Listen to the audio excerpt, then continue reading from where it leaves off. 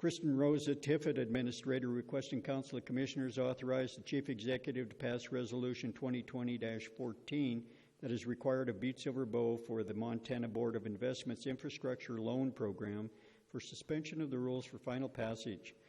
This resolution must be passed at a special meeting March 11, 2020 to meet the timeline for the Montana Board of Investments April board meeting. Commissioner Morgan. Thank you, Mr. Chief Executive. I don't know if Ms. Burns has anything to report on before I make a motion, but I would ask for you to allow her to speak. Karen. Thank you, Mr. Chief Executive and Commissioner Morgan. I am here to answer any questions you may have about this process or procedure, and thank you for entertaining the special meeting and the passage of the resolution so we can meet the timelines for this project. Any of the commissioners have any questions for Karen? Okay, Commissioner Morgan. Thank you, Mr. Chief Executive. At this time, I make a motion that we concur with Communication 2020-123 and place this communication on file. Second. We have a motion made and seconded to concur in the request in Communication 2020-123 and place the communication on file. Is there anything on the question? Will everyone please vote?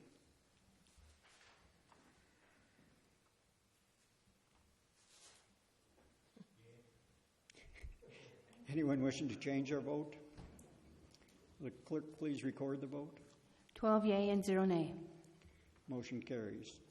Section 2, Resolution 2020-14, suspension of the rules for final passage. Commissioner Morgan. Thank you, Mr. Chief Executive. At this time, I move for the suspension of the rules for the purpose of passing Council Bill or Council Resolution 2020-14 by waiving subsection 7 of Rule 36 of the Rules and Order of the Council of Commissioners, thereby having it considered for advanced passage without reference to the Judiciary Committee. Second. We have a motion made and seconded to suspend the rules to pass Council Resolution 2020-14 on final reading. Is there anything on the question? Will everyone please vote?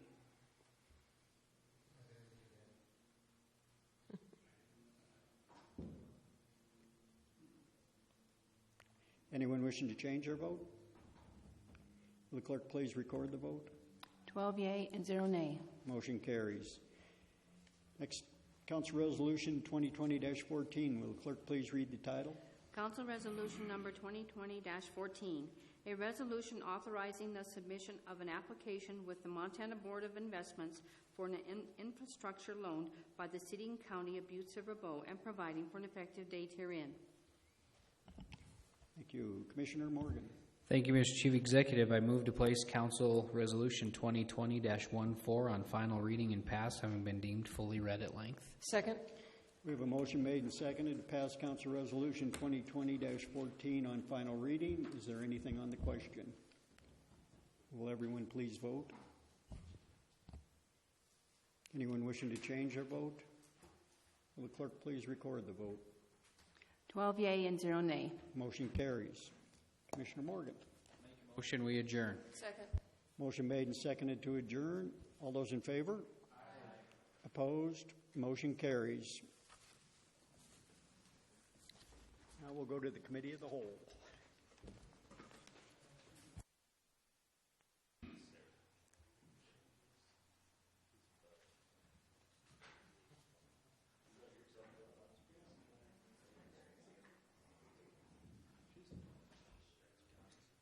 Do we need to do roll call again? Yeah. Okay. Skip it. We gotta wait for Jason to get set up. 2 seconds.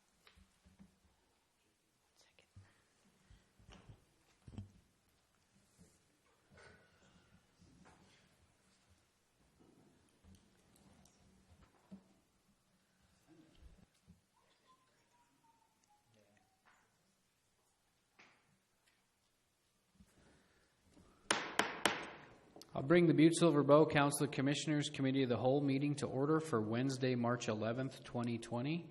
Can we please have a roll call? 11 present, 1 presiding, and 0 absent. Okay. Please let the record reflect that all the commissioners are present. We will forego the prayer and the pledge since we did it on the last one. At this time, I would ask for any public comment on any items that's on tonight's agenda.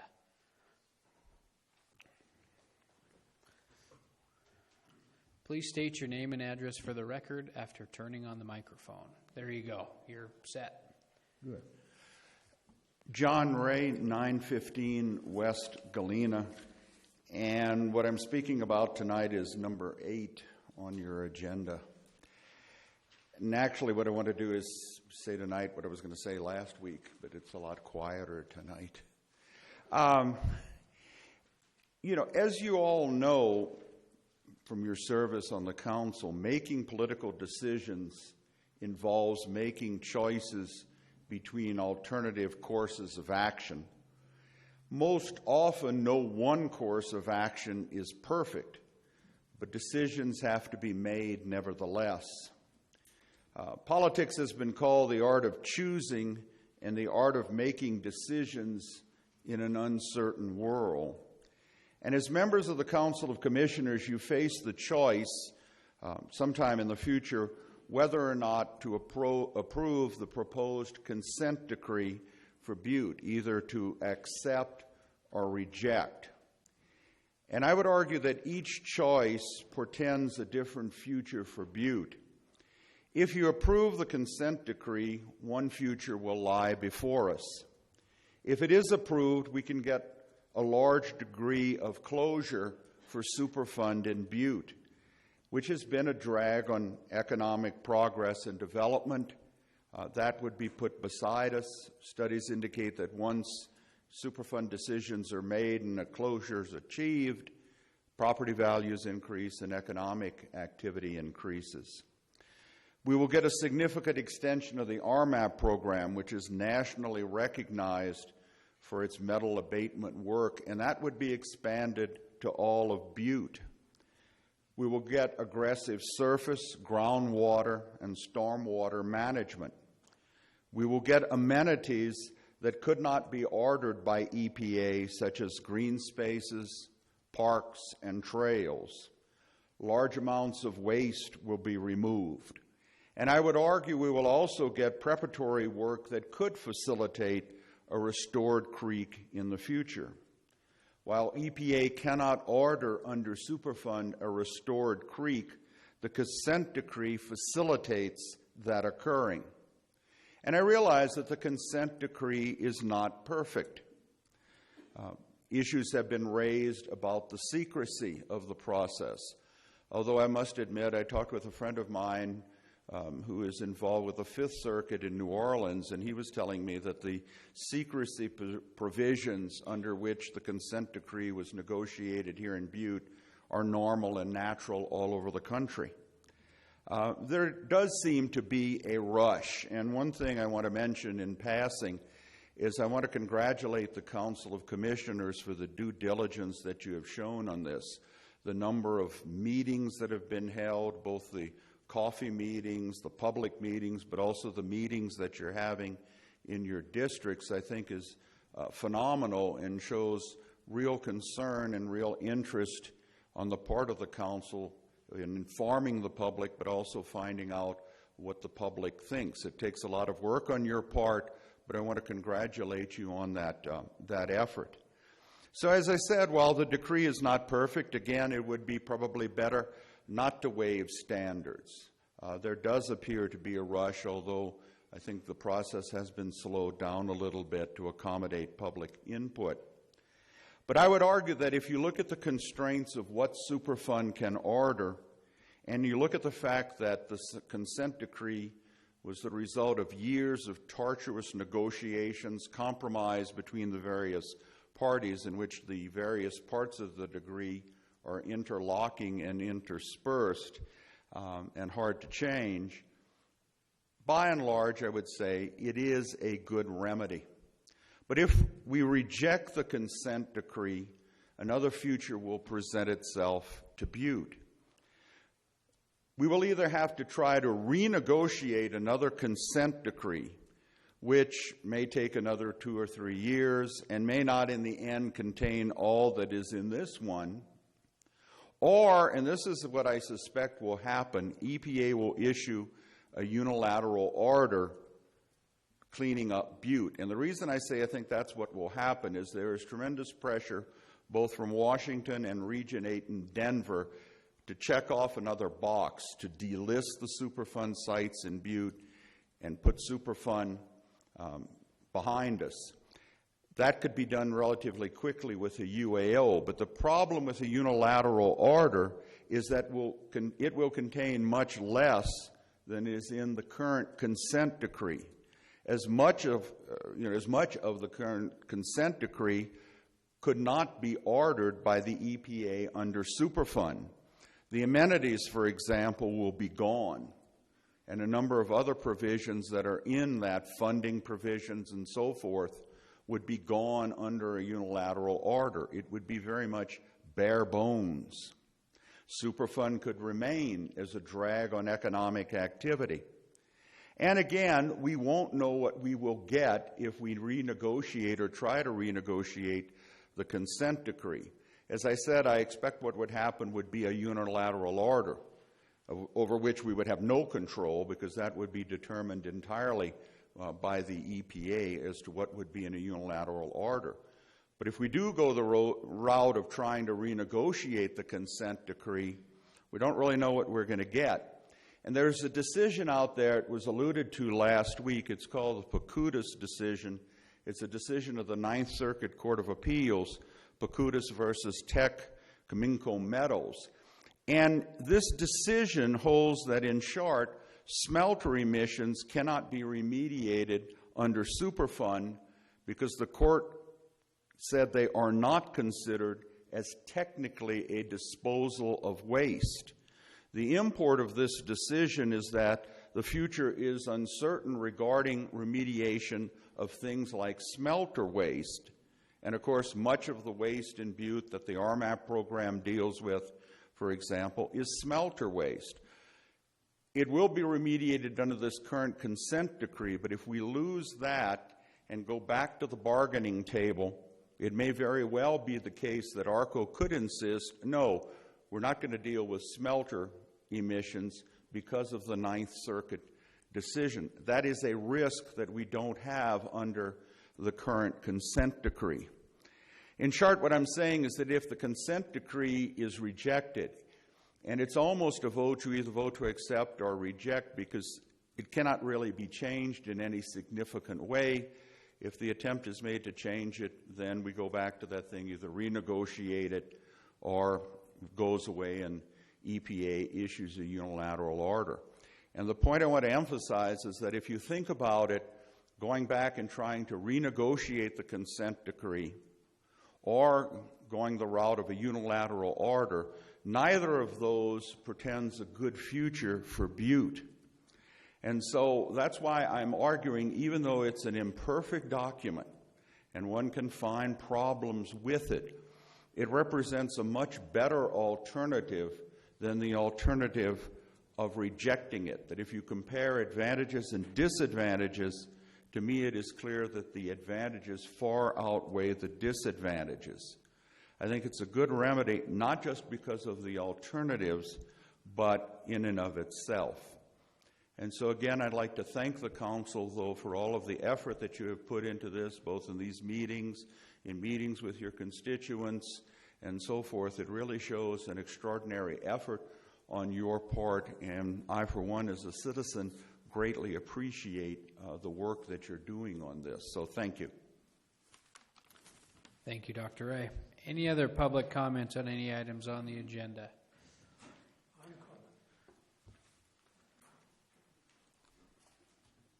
R.W. Banner of 2601 Grand Avenue.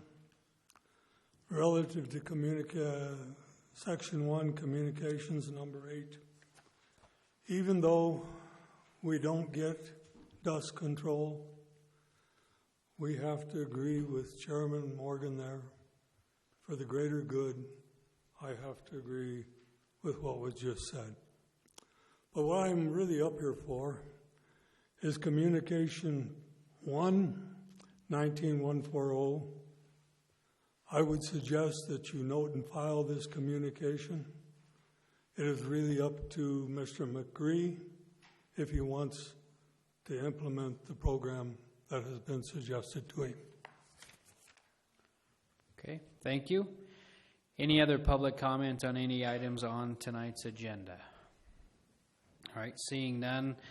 For the report of the chair, as everyone knows, let's see, Monday or Tuesday. Monday was the final day that people could sign up for elections, and I just want to publicly congratulate everyone here and everyone out there that decided to step up and put their name in the hat to be the next elected representative.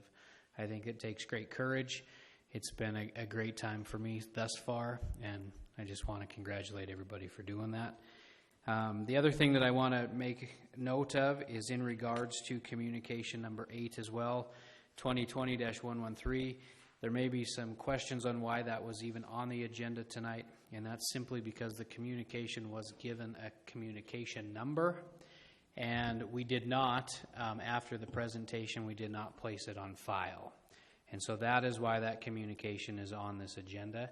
So tonight I am simply just going to ask that we place that communication on file.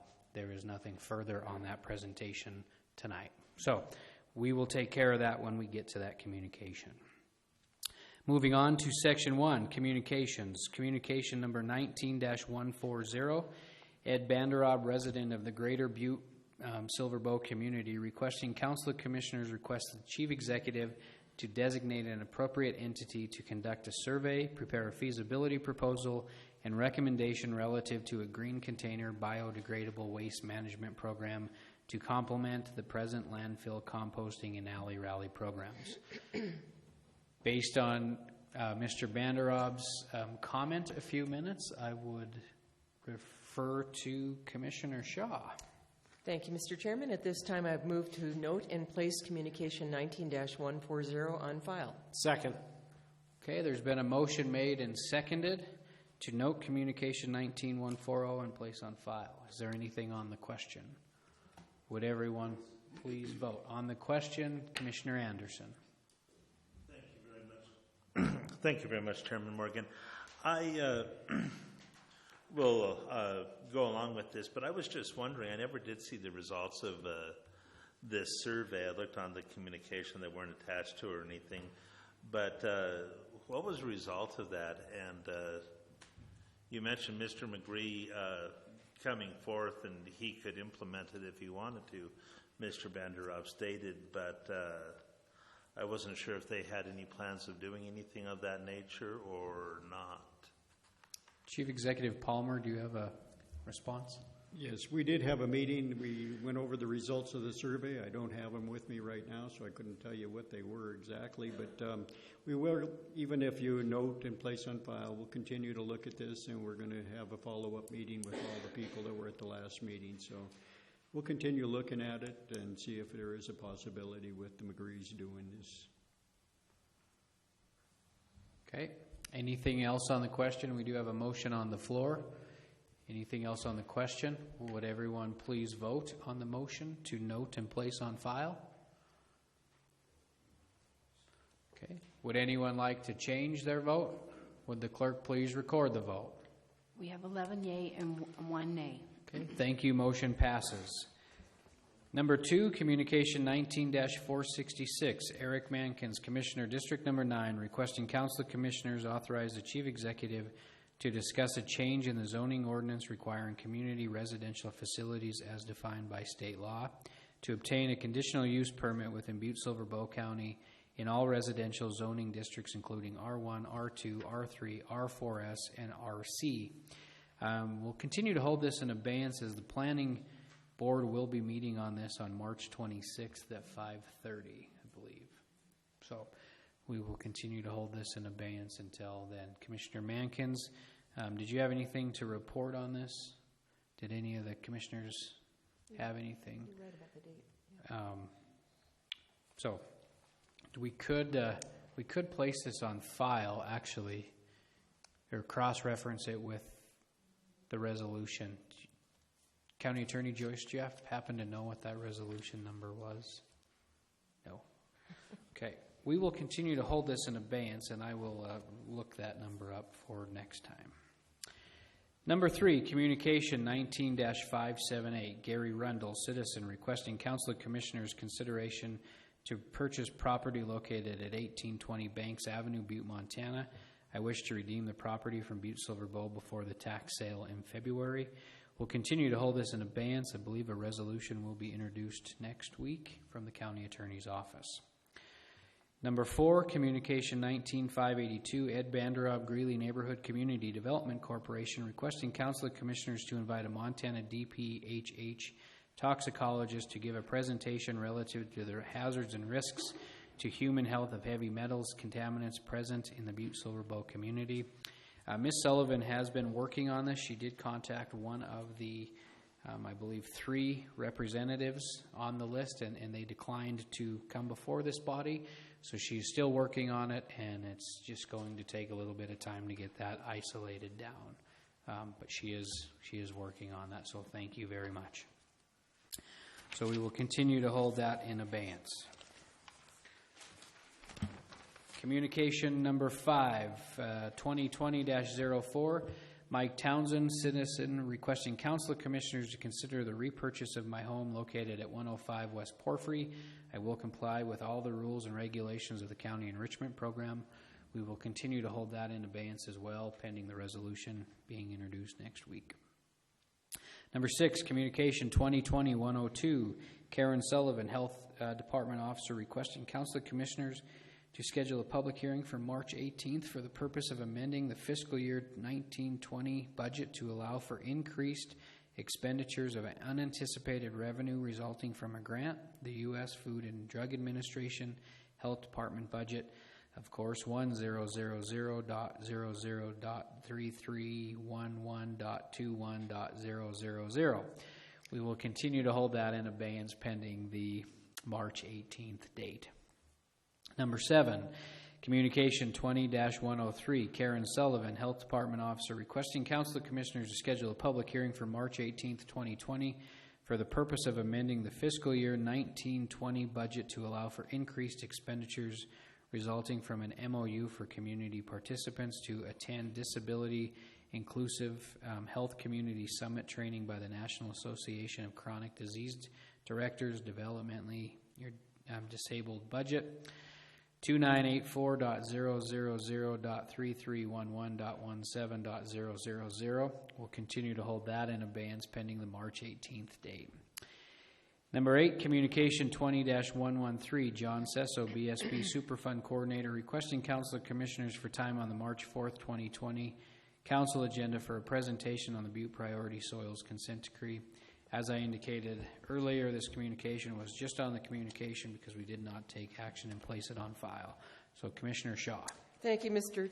Chairman. I would move to place Communication 2020-113 on file. Second. Okay, there's been a motion made and seconded. Is there anything on the question? Okay, would everyone please vote? Okay. Would anyone like to change their vote? Would the clerk please record the vote? 11 yea, 1 nay. Okay, thank you. Motion passes. Next item is the public comment on any public matter that's not on tonight's agenda. Mr. Banderob, please state your name and address for the record. R.Ed Banderob, 2601 Grand Avenue, a concerned citizen.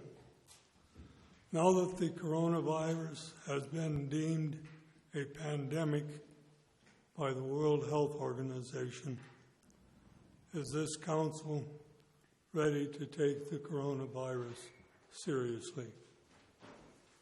If so, where is the communication calling for a suspension of the rules to pass a resolution providing for additional funding to deal with the coronavirus pandemic? If so, where is the communication calling for suspension of the rules so you can discuss the status of the coronavirus situation and what you should be doing to educate your constituents as to what they should be doing to prepare and practice and what they should do to prevent the spread of the virus once it is detected in our community. I want to commend Director Sullivan for talking about prevention in her article today in the Montana Standard. But there is a statement she made that is not quite correct. To date, there are no cases of COVID-19 in Montana. That should have read, to date, there are no detected cases of COVID-19 in Montana. As with other states, due to the CDC not being willing to use the World Health Organization's testing kits, there are no coronavirus testing kits in the local hospitals, nor in the local health departments in Montana. The CDC guideline testing procedure has been found in other states to be very cumbersome and too slow to effectively be used to contain the spread of this fast-moving virus. The title of her article would have been more appropriate if it had been Preparation or Preparedness and Prevention, and it included Prepare and Practice now, so we don't need to panic later. Go to www.ready.gov and click on the coronavirus tab. We have a very nasty, highly contagious virus heading our way. Until there is a vaccine, social distancing and social isolation are the only real preventatives to prevent the spread of this virus. I am very concerned about the people in the greater Butte-Silver Bow community. People are still shaking hands, hugging, crowding in lines, and not even talking about when to suspend going to meetings and events. We need to be practicing the Asian form of greeting, hands together, a slight bow with no contact. We need to be practicing social distancing, 3 feet at all times, and 6 feet if somebody in the room is coughing. The CDC guidelines are reactive guidelines. To stay ahead of this virus, that the head of the CDC today stated is 10 times more deadly than flu. We need to be proactive. I have been told that Buttites have always been ready and willing to break the rules. This definitely is one of the times when we need to be willing to break the rules and apply the next level up of the CDC guidelines to the current situation. Thank you. Thank you. Any other public comment on any items that's not on tonight's agenda? All right, seeing none. Commissioner Shaw? Okay, motion to adjourn. All those in favor? Opposed? Motion passes. Thanks, everyone. Have a good night.